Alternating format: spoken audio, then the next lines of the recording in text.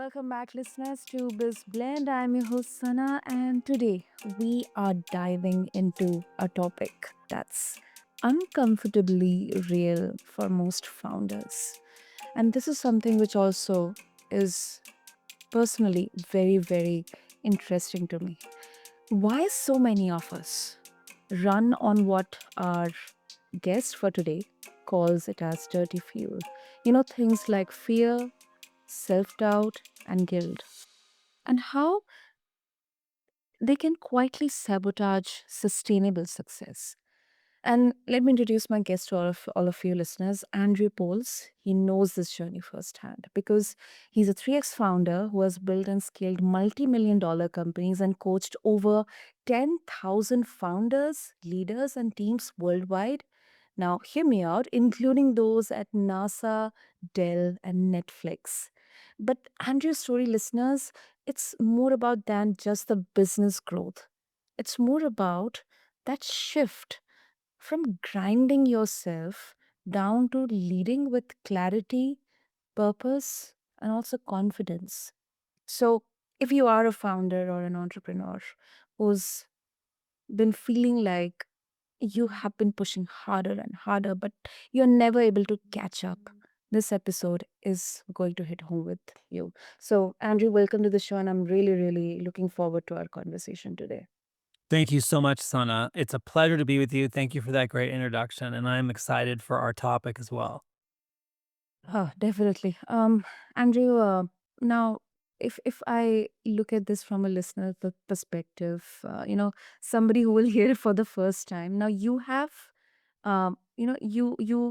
talk about founders running on dirty fuel, and there's then it constitutes of the fear, self doubt, and guilt. Um, so why do you think? These are all a part of that dirty fuel, and how does this actually look like in day-to-day leadership? Yeah, I think so. One thing about founders, one thing about executives and leaders in companies is that they're almost always very, very high performing individuals. Mhm. Those are the people who tend to excel and gravitate into those roles. And so there is the set of skills and the set of sort of emotional drivers that throughout the course of their life have allowed them to become high performing. And in most people's cases, there is a dirty fuel in that set that we were just talking about. And how this tends to happen, Sana, is that we have experiences early in life that, in some people's cases, could be very, very traumatic physically, sexual trauma, emotional trauma, things that are actually quite, quite horrific. And then in other people's cases, and I fit in this category, the things that happened weren't of that type. They weren't physically traumatic or anything like that. But what happens to us winds up being the same, which is that we wind up taking some experience that happens to us and we interpret its meaning in such a way that we get disconnected from that sense you said of purpose, of wholeness, of balance. So we get left with some experience that we are lacking on some fundamental level. And then that is a very terrifying experience. It's a devastating experience. And then all of us come up with strategies to compensate in life to that experience we have of no longer being whole and complete, of no longer just being okay. And that strategy we come up with becomes one of, 1 to 3 strategies we have that we lean on to succeed in life and to produce results. And that is what I mean by a dirty fuel. It's something that you actually can use to produce results very reliably, but it comes at a huge cost because it came into being as a result of some experience of lack. And so you're trying to make up for an experience of lack, which is fundamentally in your relationship with yourself, in your story about yourself, by producing some result out in the world. And those two things will never connect. So you will never regain that sense of being okay by leaning on a dirty fuel. And that's why it can lead to burnout. So that's all very theoretical. Let me just give you an example or two to make sense of this. So in my own life, uh, it's not an accident that I became a coach. So, an experience that falls in this boat for me, and this one's kind of funny in a way, but I went to a sleepaway camp when I was in my middle school years. And the first year I went to this camp, there was a tradition on Friday nights that everyone would write these notes called Shabbatograms to other people in the camp. And you could send them to family members who were there. You could send them to your counselor. You could send them to your friends and just let people know you were thinking of them, or if you had a love interest or a crush, you could do that as well.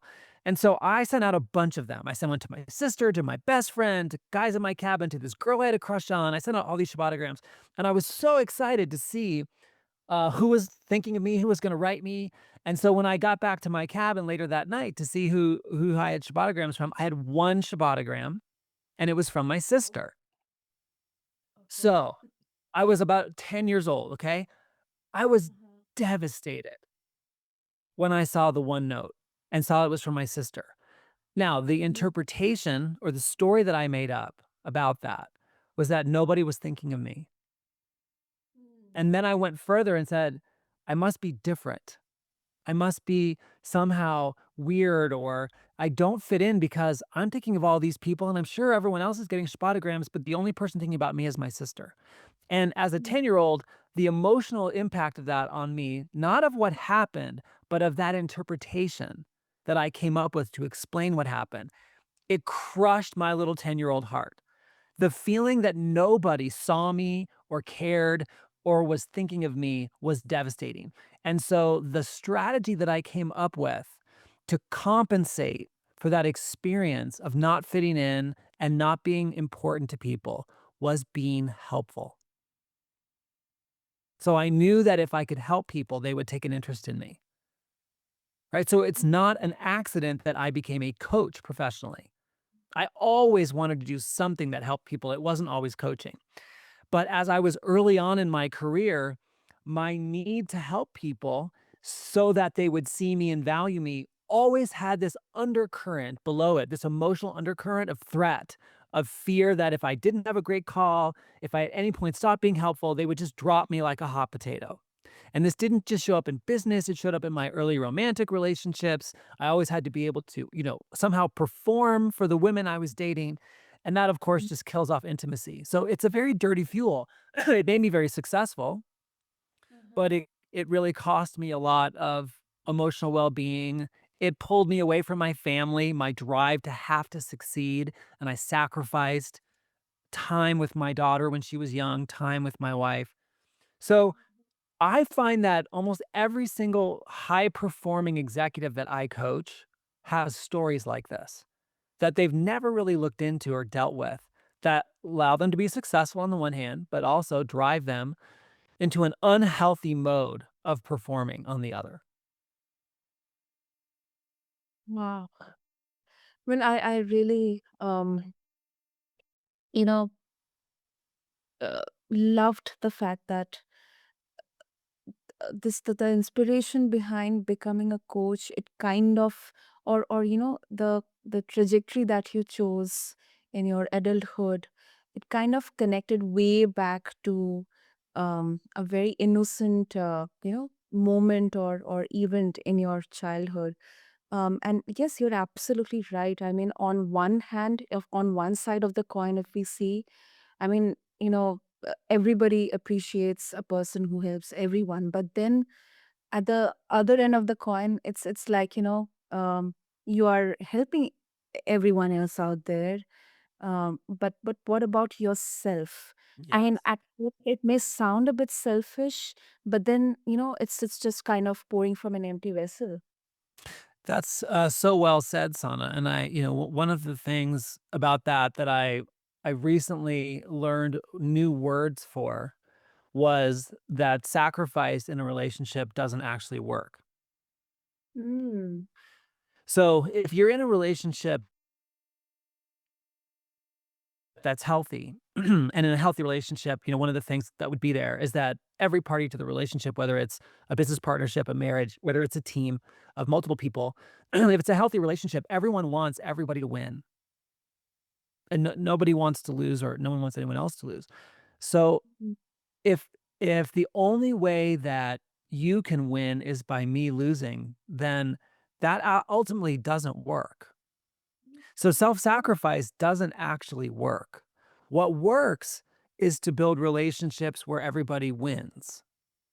And when you're driven by these dirty fuels, you won't seek that out because that doesn't make sense in the logic of, and if you look at my case, it doesn't make sense because the only way I could win, would be for people to see me. But in my logic system, people can't see me and they can't appreciate me unless I'm doing something for them. So I need people to need me. That's not a healthy relationship. Mm, So the sacrificing doesn't actually work. Like you said, an empty vessel has nothing to offer. yeah, that is true. So I guess one question could be for the people who are listening, and you can tell me if this is what you want to explore. But I think if someone starts to get this, then the question becomes, well, what do I do with this? I mean, Yeah. okay, that all makes sense, and I can relate to his story, but what do I do with that? Maybe we should explore that. Yeah, definitely, definitely. We'll come to that, Andrew. Of course, we'll talk about solutions or the way forward. But first of all, the hardest part is realizing this fact.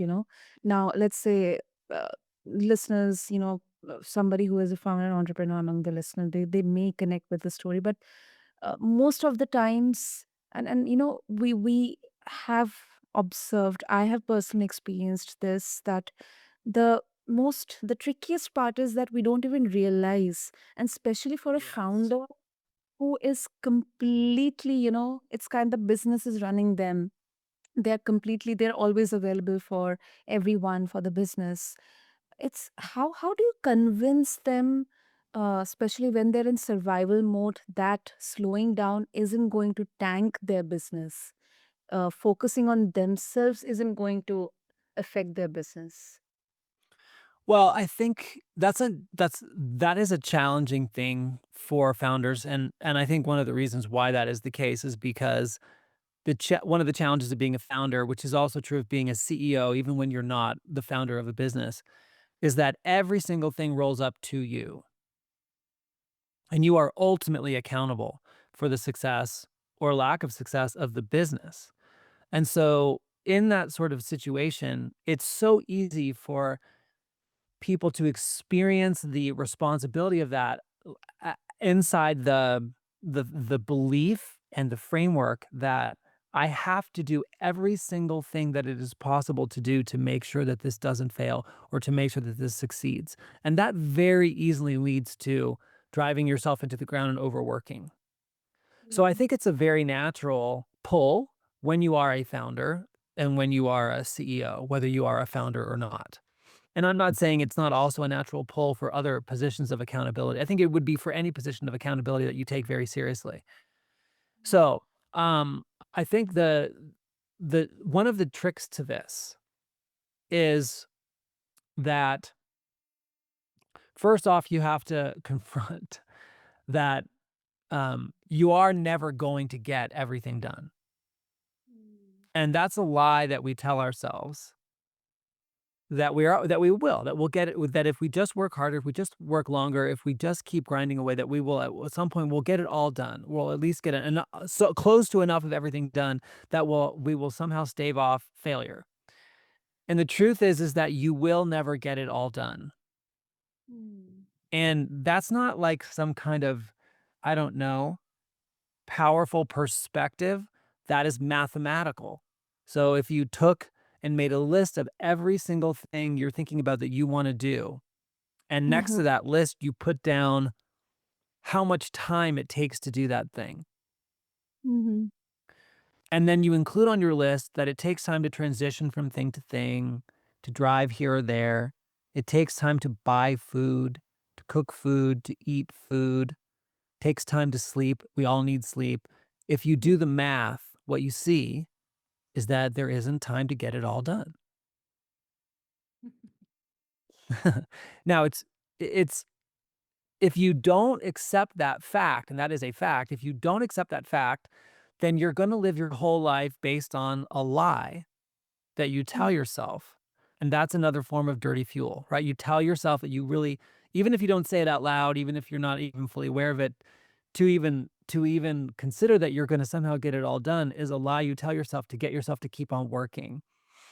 So Mm. that automatically will lead you to being out of balance. And that brings up this whole topic of balance. I think this topic of balance is really is badly understood, son, and I think it's important for us to just touch on it briefly to answer Yeah, your mm, question, because mm, I think people relate to this thing of balance like the scales of justice, or like the scales in a, I don't know, in the grocery store, where if you had, like, food on one side and weights on the other, you're trying to get them to balance, that once you reach it, it just sits there and it's perfectly balanced. Or like if you took a pencil and balanced it on your finger, when you find the balance point, it just sits there and it's a static thing. But that's not how balance works. Balance is fluid, especially for people who are in very demanding roles, like founders and CEOs. So what mm, what what is balanced for you on one day is not going to be the same thing that is balanced for you on another day. mm, There are going to be days when you can work harder and work longer and still achieve a sense of balance in your life, and there are gonna be other days when you can't work that long or that hard because your body, your brain, your emotional state needs something else. So I think one thing to get is you're never gonna get it all done. The second thing to get is balance isn't static, it's fluid. mhm. But if you think about how balance works, human beings can move incredibly heavy objects if they put them on a balance point.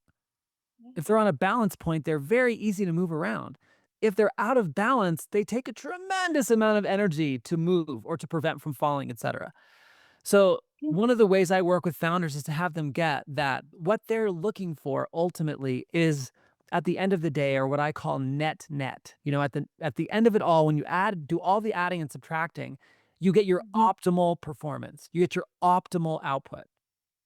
Mm. And so part of generating optimal output is you have to understand that you are a system. As a human being, you're a system. And as a system, you have functional needs, like your car needs gas and the tires need air, etc. If you're in a Formula 1 race, Formula 1, or if you look at the Tour de France and cycling or any high performance sport like that, if you Mhm. have a tire that's a little bit flat, can you run the race? Sure. Oh, You'll make it to yes. the end, but you absolutely won't win. Mm. The car that wins is the one that makes the pit stop, So true. replaces the tires, and gets back on the track, and then performs at a Mhm. higher level. So you Mm. have to think about performance as an executive that way and understand what are the inputs and outputs you need to balance each day to perform optimally. And that tends to help founders deal with this thing about slowing down, because slowing down in a pit stop is a way of speeding up in the end. So you have to slow down in order to speed up. And I think that makes that more palatable. Yeah, definitely, definitely. I think that really makes it easy to, kind of get that sense immediately because it's very simple and obvious in there.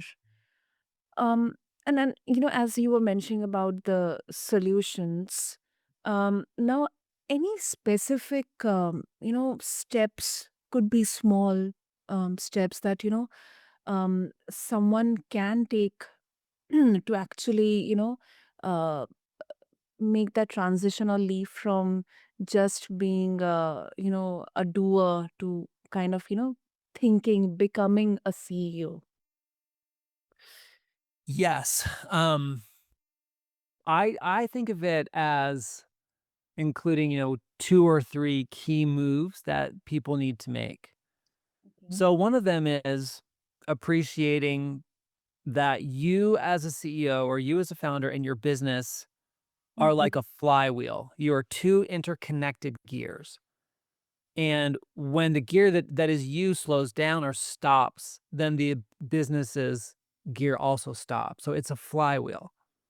Mhm. And the converse is also true. The faster you spin and the more efficiently you spin, the faster the business can grow and develop. So your growth and the business's growth arise together.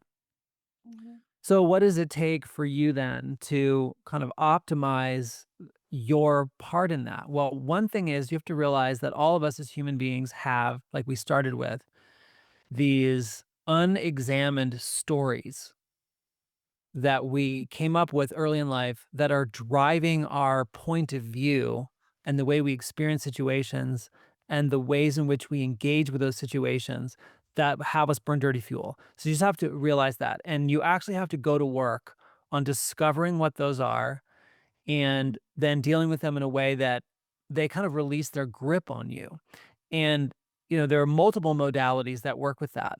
Um, Therapy works for some people, coaching works for some people, but in everything I've seen, it takes engaging with someone else or some group setting in some way to get outside. People say it's very difficult to read the label on the outside of your box. So it usually takes the participation of another person to help you get there.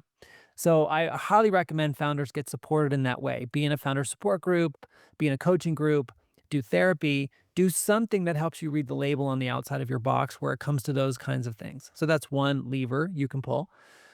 Mhm. Then the second one is, and this one is something that you can do on your own if you do a little bit of learning about this, Okay. but unexperienced emotions also grind up the gears, muck up the gears.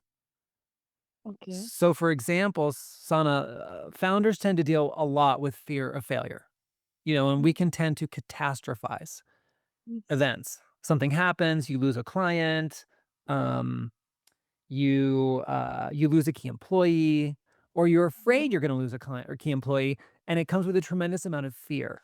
And what most of us try to do when that emotion shows up is to somehow fix it so we don't have to feel it. Hmm. So we try to give the employee more stock. We try to cajole the client to come back. We try to go find another client real quick. And I'm not saying, by the way, that trying to retain your employee or take on a new client isn't a smart thing to do. But if you don't deal with actually experiencing the emotion that's happening, which sometimes means confronting, okay, well, what would it feel like if the worst case happened? And this is a very old tradition. This is Okay. you find this in Tibet, in the Tibetan traditions of trying to experience one's death before it happens and things of that nature. But to allow yourself to experience the thing that you most fear and to let it in without trying to change it, without trying to tell yourself a different story about it, arguing with the story around it, or agreeing with the story, to just literally experience it in your body. When you do that, you get to the other side of the emotion relatively quickly. And what you find is on the other side of the emotion, you have a new mental clarity about what to do about the actual circumstance. So, disconnecting from your emotions, resisting your emotions, buying into the lie we were all told that emotions have no place in business, those are all counterproductive. They actually make you less productive and burn a lot of unnecessary energy. So, the second thing you can do is train yourself, and there's lots of free information out there on how to do this, on how to experience your emotions fully. And when you do that, then you will be way less driven to try to work yourself to the bone to avoid experiences that you find unpleasant. So that's the second tool. The third tool is a completely different kind of tool, and this is one that I call structure. And this one, again, is one that you can learn um, through study or with someone else. But Okay. the other reason why most founders overwork is because they haven't actually set up the appropriate kinds of structures around them to manage the massive amount of work that they need to engage with, the promises that they make, the deadlines, the timelines. Many founders try to do this either from memory, trying to remember things to do. And memory, by the way, includes things like checklists and sticky notes. People think that if they put it on a list or they put it on a sticky note, that somehow it takes it out of their memory, but it doesn't. Because why? You still have to remember to look at the sticky note.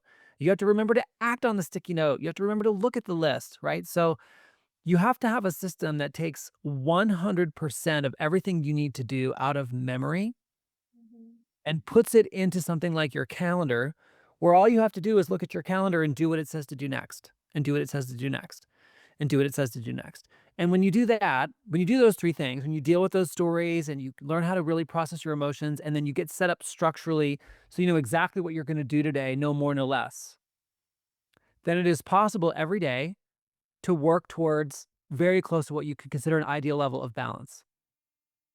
when you really confront, okay, well, I do need to exercise. Well, how long does that take? And when am I doing that? And I do need to eat. When am I doing that? And I need to spend time with my husband or my wife. When am I doing that? And when that all goes in there and you can say, okay, I've got it all covered here. It's not that you don't have breakdowns and things like that, because we do, but you no longer work from the lie that if you just go harder and you just go faster, somehow it'll all work out. That's a lie. So that was a lot. But if you want the nitty gritty, those are the top three things I work with founders on that completely flips this for them and allows them to produce at an even higher level. Sorry to interrupt you, but I just wanted to complete that thought. Yeah, absolutely.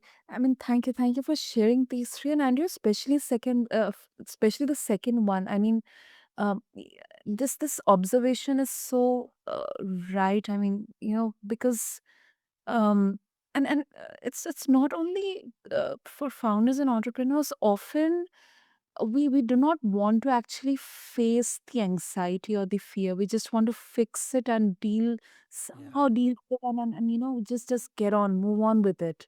Yeah. So I think the second one to me personally is so much relevant and important. Of course, all the three are absolutely essential for founders and entrepreneurs. And also, do you believe, Andrew, that there has to be some dedicated time or day for doing self reflection or self introspection? That, let's say I am.